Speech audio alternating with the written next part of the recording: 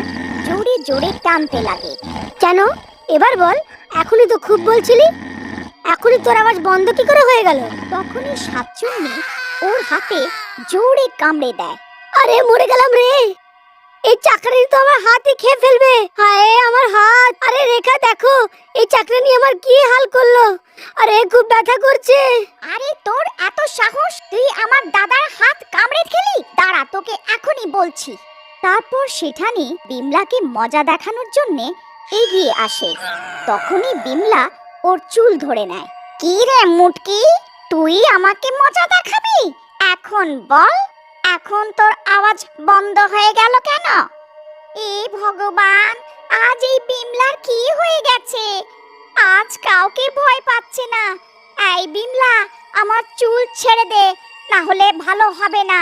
বাবলু, বাবলু, আমাকে এর থেকে বাঁচা, আমাকে সাহায্য কর।